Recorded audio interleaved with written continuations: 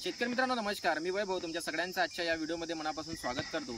शेतकरी मित्रांनो, तुम्हाला जसं माहितीच आहे खरीप हंगामाला नक्की सुरुवात होणार आहे आणि खरीप हंगामामध्ये सोयाबीनचं उत्पादन घेण्यासाठी भरपूर शेतकरी सोयाबीनची पेर मोठ्या प्रमाणावर करत असतात। तर त्याच्यासाठी शेतकरी मित्रांनो, सोयाबीनला बीज प्रक्रिया करण्याचे फायदे काय, नेमका आपण बीज प्रक्रिया कशाची केली गेली पाहिजे याचे एक सुंदर उदाहरण इकडे मी म्हणजे व्हिजिटला आलेलो होतो। इकडे एक प्रोडक्ट आहे शेतकरी मित्रांनो, बायर क्रॉप सायन्स, ज्याचा वापर भरपूरशी शेतकरी खूप वर्षापासून करत आहे, ज्याचा बीज प्रक्रियासाठी उत्कृष्ट रिझल्ट शेतकऱ्यांना पाहायला मिळतात। शेतकरी मित्रांनो, इकडे जे काही तुम्हाला प्लॉट दिसत असेल, इकडे आपण एव्हरगोल्ड एक्सटेंडचं डेमॉन्स्ट्रेशन प्लॉट तयार केलेला आहे। तर आपण बायरचे प्रतिनिधी सुद्धा आपल्या सोबत आहे, आपण त्यांच्याकडून जाणून घेणार आहोत की नेमका एव्हरगोल्ड एक्सटेंडमध्ये काय कंटेंट आहे, त्याचा वापर कशा पद्धतीने केला गेला पाहिजे किंवा त्याचं प्रमाण किती आहे। शेतकरी मित्रांनो, हे आपण पूर्ण माहिती इकडे सविस्तर जाणून घेणार आहोत, तर नक्कीच व्हिडिओला शेवटपर्यंत बघा।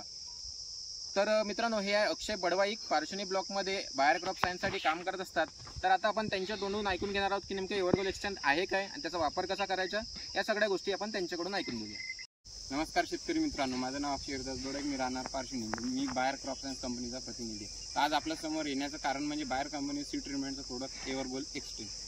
या प्रोडक्टबद्दल थोडीशी माहिती जाणून घेऊया। या प्रोडक्टमध्ये आपल्याला दोन मॉलिक्यूल मिळतात, एक ट्रायफ्लोक्सिस्ट्रॉबिन जो स्ट्रॉबिन ग्रुपचा आहे आणि एक पेनफ्लुफेन। या मॉलिक्यूलचं काम कसं आहे, ट्रायफ्लोक्सिस्ट्रॉबिन हा जो मॉलिक्यूल आहे, हा मॉलिक्यूल जमिनीमधून उद्भवणाऱ्या बुरशीवर काम करतो। तसंच पेनफ्लुफेन हा रोपट्याची निरोगी वाढ होण्यास, तसेच लवकर अंकुरण होण्यात व रूट पेनिट्रेशन चांगल्या प्रमाणे होण्यास काम करतो।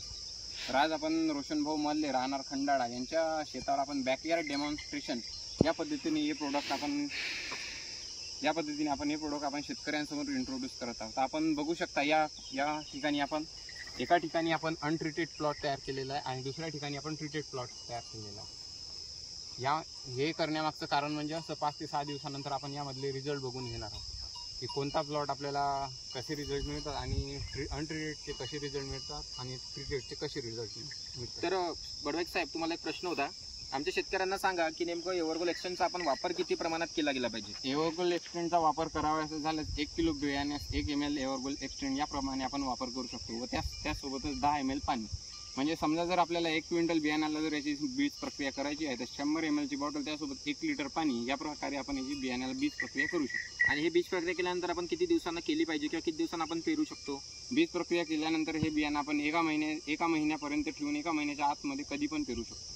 अच्छा, याचे रिझल्ट आपल्याला अप्रतिम आलेले आहे, हे आम्हालाही माहिती आहे शेतकरी मित्रांनो।